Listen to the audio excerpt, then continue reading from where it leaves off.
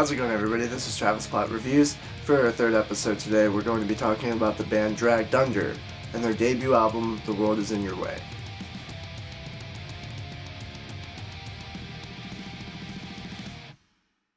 Dragged Under is a hard rock band from Seattle, Washington that formed in 2019. As of recording, they have about 100,000 monthly listeners on Spotify.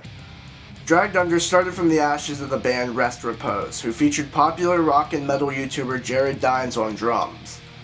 Jared announced his departure from Repose in 2019 before they were supposed to go on tour with the Red Jumpsuit Apparatus, causing the band to drop from the tour.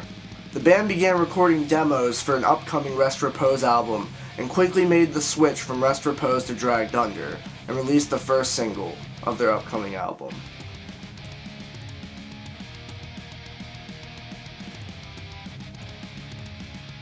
I've been a fan of Jared Dines' YouTube videos for several years now. I've always liked the technical ability he's had on guitar as well as the humor that he adds to his videos. I remember first hearing about Repose in 2016, and I remember being surprised that Jared Dines would be playing drums instead of guitar. I've always thought guitar was his forte. Repose had a lot of lineup changes, including their founding vocalist Vince leaving the band quickly after formation. Vince, now playing music with Jared Dines, started a band called Daddy Rock, and they've released 2 albums since formation. If you want me to review those albums, go ahead and comment it below. I honestly really struggled to get into Repose after Vincent left, and it's a shame to see the band fizzle out. But that's the way a lot of local and regional bands are. They experience a lot of different lineup changes and then slowly fizzle out. The first song I recall listening to was Hypochondria, around the fall of 2019, and I was hooked ever since. The fiery vocal delivery and the roaring guitar work really caught my attention, and I anticipated a studio album or EP from the band from that very moment.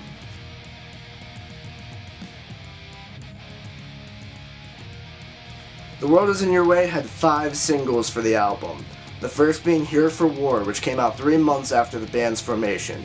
It's a very solid hard rock song with a catchy chorus and heavy verses. This sets the formula that Dragged Under performs throughout the entirety of the album. The second single is Hypochondria that came out in 2019. It's arguably my favorite song that the band has released. It has a very fiery vocal performance with a fast-paced instrumental for the verses, but the stadium-ready arena rock chorus soars. The song displays a lot of nu metal influence, specifically of those from newer bands in the genre such as Fever 333. The bridge also delivers so well on all cylinders, having a very nice vocal layering, which I am very much a fan of. The third single is Riot, that also came out in 2019. This is a very big arena rock song with a lot of nice heavy elements sprinkled in. It almost gives me kind of a southern vibe in some places. The fourth single is Instability. It's a very fast-paced post-hardcore influenced song, but it also still sticks with that arena-ready, stadium rock chorus that the band is known for. And the fifth song that came out in 2020 is Chelsea, which is the most radio-friendly song on the album, but that's not a bad thing at all. It reminds me of the early to mid-2000s radio rock, and that's something I'm very much a fan of. Another thing I want to add, all of the single arts and the album art itself look really cool, especially Hypochondria and Instability. Whoever their graphic designer is really killing it right now. They really need a raise.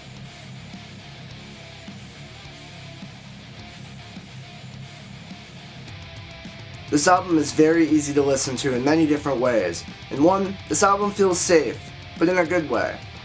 You know what you're getting yourself into by listening to 1 or 2 songs, and it doesn't stray away from the core sound. Some songs may be more radio-friendly, such as Chelsea, Roots, and Riot, and some songs may be heavier, such as The Hardest Drug, but the album keeps a good consistency of quality throughout. This album is also very short, clocking in at 9 songs and 30 minutes, which I personally think benefits the album. Certain albums that don't have a lot of variation really benefit from a shorter runtime. I think this band as a whole has a really good feel for both heavy elements and arena-level rock, which is why bands such as The Used have taken them on tour not even a year after forming.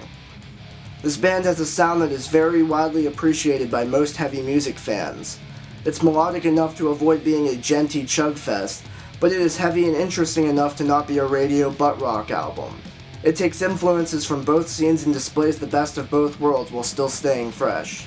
One problem I have with the album, though, 5 out of the 9 songs were singles, and that really takes away from the excitement of the actual release of the album. This isn't just a problem that Dragged Under has had though. A lot of bands throughout the music industry are doing this though, such as All Time Low and Breaking Benjamin.